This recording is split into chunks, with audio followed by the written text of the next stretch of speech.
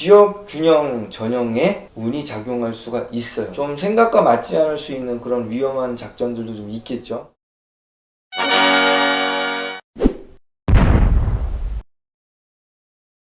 자, 그럼 두 번째 이야기를 드리겠습니다. 두 번째 이야기는 의대는 간택받는다라는 이야기를 하시는 분들이 있죠.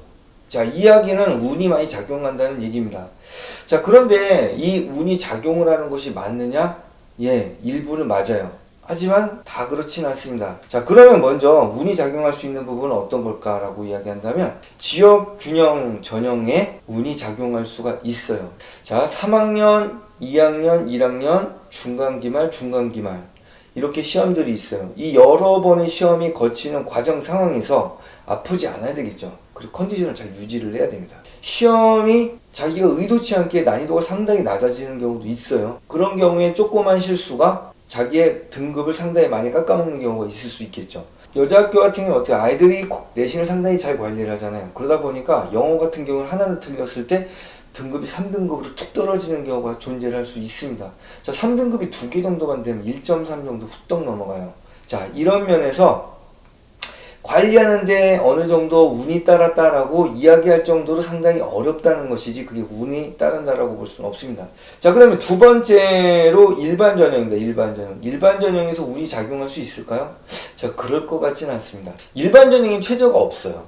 그렇게 된다고 그러면 비교과하고 이거 다 챙기면 되겠구나. 그렇지가 않아요. 이 검증 시스템이 상당히 얼기설기 잘 이어져 있는데, 자, 우선 첫 번째로 아까 성적을 말씀드렸지만 1.3 안쪽으로 들어와줘야 1차를 통과하게 됩니다. 자, 그러면 2차는 뭐가 있느냐면 면접이에요. 면접이 제시문을 기반으로 하는 문제를 푸는 그런 면접입니다. 자, 아까 제가 지역균형 전형에서는 면접을 말씀드리지 않았죠. 지역균형 전형은 면접이 인성면접이에요. 그래서 인성면접이기 때문에 아이의 합격 불합격에 영향을 주지는 않습니다. 하지만 일반 전형은 제시문이 있는 문제를 푸는 그러한 전형인데 이 문제가 상당히 어려워요. 자, 이런 과정에서 그 문제를 풀 수 없기 때문에 아이들이 틀리는 거예요.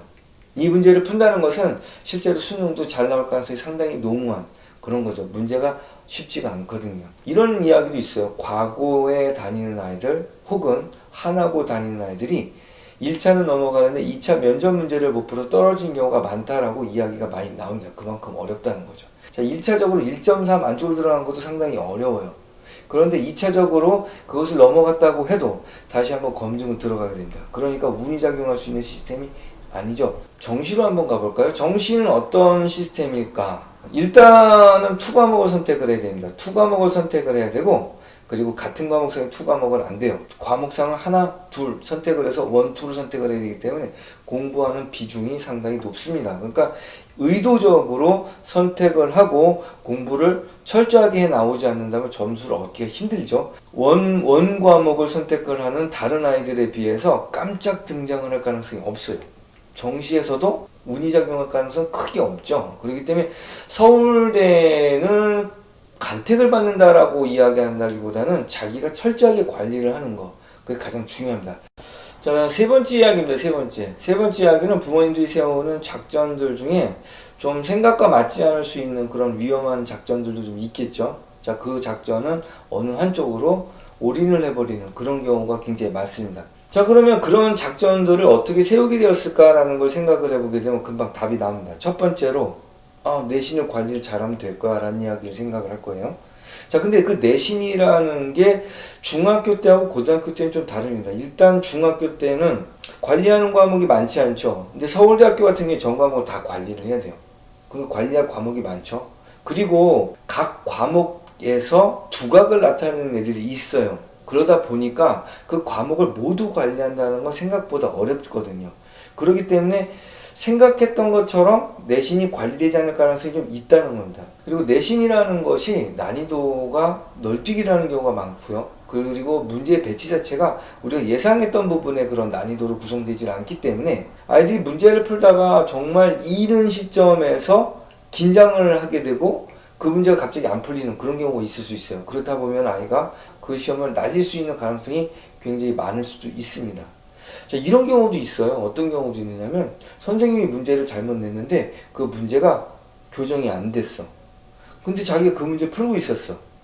그 문제 시간을 많이 소비하고 있었는데 중간에 그 문제 잘못했다고 공지가 나와요. 이렇게 되면 어떻게 돼요? 그걸 구제받을 수 있는 경우가 없거든요. 그런 경우도 존재한다는 겁니다. 그리고 여러 번의 시험이 보완적인 관계로 작용하는 것도 있겠지만 실제로 서울대 의대 같은 경우에는 극상위에 해당하기 때문에 보완적인 관계가 될 수가 없어요. 자, 그럼 이번에는 아이가 선행도 했었지, 수학도 잘하지, 책도 잘 읽고, 영어는 뭐 기본적인 거기 때문에 수능을 잘 보면 되지 않을까 이런 생각을 할 수 있어요. 자, 이거는 어찌 보면은 좀 교과로 가는 것보다는 확률이 좀 높을 수는 있어요. 실제로 저도 그건 인정을 합니다. 하지만 아까 제가 합격선에 대한 얘기를 드렸죠.